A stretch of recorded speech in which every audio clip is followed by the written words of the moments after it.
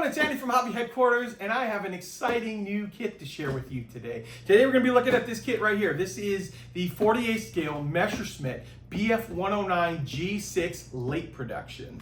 Now, this is heavily based on Tamiya's Bf109 G-6 that came out just a few years ago, so it's all relatively new tool, but there are new parts inside to make it the late production. Now, many of you may, if you watch the channel, have seen that I had some early preview shots of this when I was at the Nuremberg Toy Show back in January, and now we actually have the real kit. So we got the box art. This is the exact kit, how it's going to actually come out. It is due out, from what I understand, in late May, early June. That's a rough estimate right now with shipping, but they are available on our website, andyshhq.com, if you want to pre-order it. It's a very good price on this, and it looks to be a beautiful kit. I actually built the original G6, and spectacular kit. In fact, I still think it's probably one of the best-selling Tamiya kits that I've ever had in my store. So it's a very, very good kit there. So guys, we're gonna take it over to the workbench over there, open it up, show you all the parts inside. So let's get started.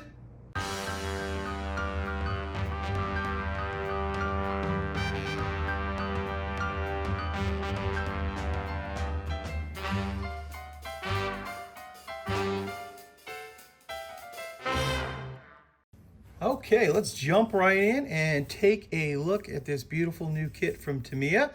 This, of course, is the 109 G6 late production. As I said earlier, this is based on the original G6 that they came out with. It's probably maybe about 8 years ago now. It's been a little bit longer probably than I think it is. And as you can see here, we've got the open and closed cowl on here, and this is done with the magnets. So it's very nice that if you want to have it displayed either open or closed, that has the possibility inside this kit. The markings, as you see on the cover art here, is the red tulip from JG50 in September of 1943. And then let's take a quick look on the other side here. They always show one of the other markings. This is JG52, Romania in 1944, of August of 1944, with a little breakdown of the colors on it here. Okay, so now that you have seen the box, let's take a look at the parts inside. Okay guys, let's jump right in with the big sprue right here. This has got your lower wing, as well as part of the fuselage and some other pieces like the landing gear here. Move right over into here, let you see the detail.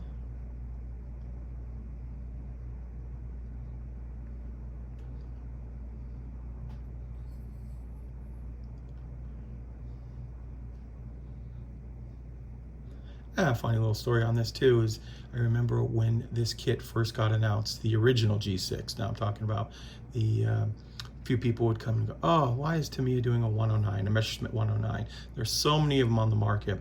And then it turns around, and at least for me, as I said earlier, to be one of the biggest selling kits we've ever had on there. And that just shows you that these kits are made for a mass market. And yes, there's lots of other 109s on the market, but this is the kind of kit that is going to sell and sell and sell and sell. Especially, it goes together really well. It fits very well. It's always a million different decal markings that you can put on a 109. And because of that, that kind of kit continues to sell very well. Now, the other thing I should point out as we start to look at this sprue right here is the price on it. So the price on this kit is going to be less than $40 in most cases. It's got a retail of like $42, so most of the time it's going to be somewhere in the 30s. And that's just a really good price for a kit of this quality. Now this is the pieces that make up either the open or closed engine cowl. You can see with the two pieces already unfolded right there. And these have magnets in it, so you can put the magnets in it, and then that way you can pull the pieces off and change it as you see fit. And then there's your other half of the wing. So there you go, there's the other sprue there. Next we're gonna go into, this is a nice one, this is their engine sprue.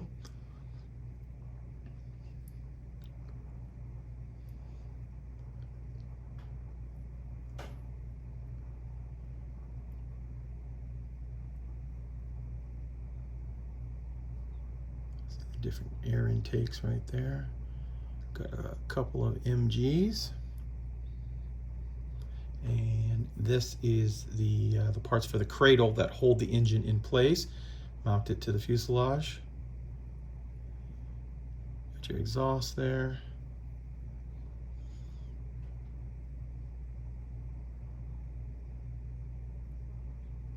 Beautiful, beautiful, beautiful. So there is the third sprue in it. And we're going to come over to this one now. This is your main fuselage. It's the B sprue. You got some of the levers and wheels for inside the cockpit, your spinner, the propeller,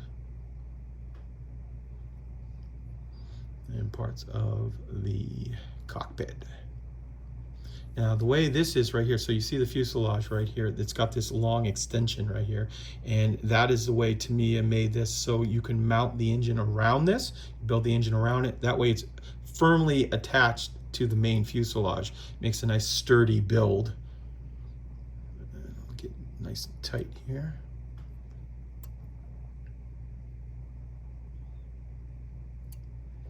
Don't forget, when you're building this, this is another thing that always comes up, is the seam down the middle of it here. Now, there is a seam on the real airplane.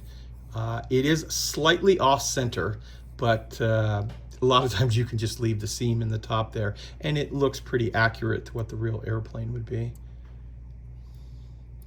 We'll move on over here to the tail and into the pilot figure. And his head is right there. There we go. Okay, next up, this I believe is the new sprue. And the way you can tell that is if you look underneath here, let's rotate this around, by the number stamp, 61128. Yep, this is a new sprue. So this is molded. And also you can tell that it's got the rockets on the side here too. But so we've got some new cowl pieces to change the cowl around a little bit for it. So we'll zoom in on these tight. Looks like a new little piece for the cockpit. There's the other part of the cowl. And there is the open version. See how it's like flared. And that thing down the middle would be where the hinge is. Those are the two rocket tubes. And then moving right over into some other little components that are a part of it. Now, while we're doing that, we have one other gray plastic piece I want to show you. Almost missed it inside there. This is part B1. There we go. So that comes in its own little bag. We'll put that back in there. And then we're going to show you the glass on this. So we've got a couple of different hoods for the canopy here. Really nice crystal clear glass. A couple of different front ends here. And I like how they fog this right here so you know where to paint. If it's fogged, that gets painted over. There's the top. And another piece right there with that bubble up on top. Okay, so there you go. There is a look at your clear parts, and we'll put those back in a bag. And then you are going to get a another little bag in here. I'm not going to open this up because I don't want to lose any of these parts. But your magnets, the little metal washers, basically, you could call them, inside there too, which make the magnets work. And then any poly caps, and you can see the little magnets inside there. Don't want to lose these out of the bag. Okay, so the next thing we're going to take a quick look at is this piece right here. I'll zoom in just slightly. This is your breakdown of the actual, actually they opened the wrong way. I forgot about that. This has a little breakdown of the history of the airplane in multiple different languages. You guys, if you've built a Tamiya kit, you know all that before. But this is very nice. So inside, they've got these full color breakdowns of each one of the airplanes. So as you can see right here, you've got a top view, the bottom view, and the side view. So for doing camouflage, very, very helpful. And looking at it, I'm just going to say this is a 1-to-1 scale to the actual model. So here's the C variant. This one appears to be JG52 Romania. Talked about that one. There's two other versions in here. There's a Finnish Air Force, and actually both of these are Finnish Air Force. Let you see those pieces right there. And close this one up, and then here is the main one with the A and B. We'll start off, I guess, on this side with B. So this is JG52 in Kharkov in September of 43. Actually, I can pull out a little bit here. Let you see more of it all at once. So very, very helpful. Really easy to copy the camouflage and get the markings just the way you want it. This is very interesting too, with the kind of a zigzag approach there. And then here is the box art.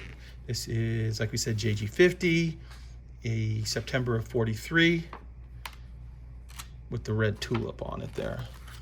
So these are all the markings that are going to come inside the kit. In fact, I can show you all of the decals right now, but before we do that, let me show you this first. So here is the masking stickers for the cockpit canopy. You got those right there. And then here are all of the little decals. So like the cockpit stuff and some of the markings that, see if you can get really close to see, you can actually read them.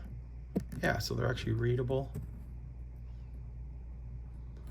Okay, so this is probably like the generic markings that will go on all the different variants.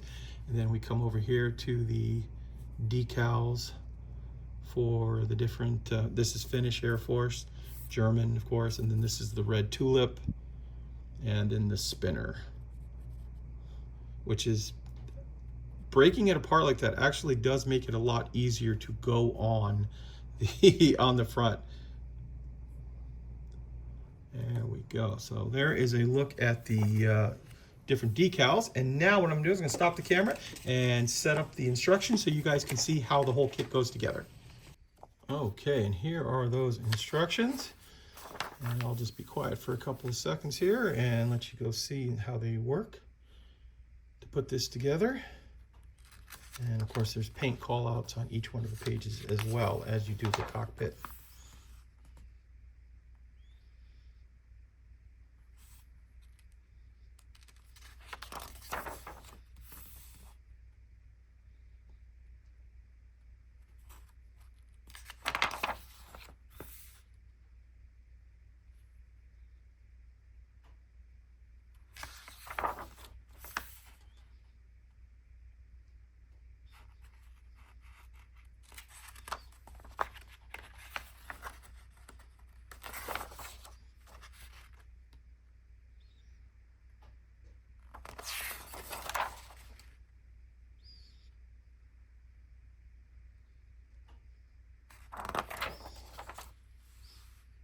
There you go. There is a look at the Tamiya Messerschmitt Bf109 G-6 late production.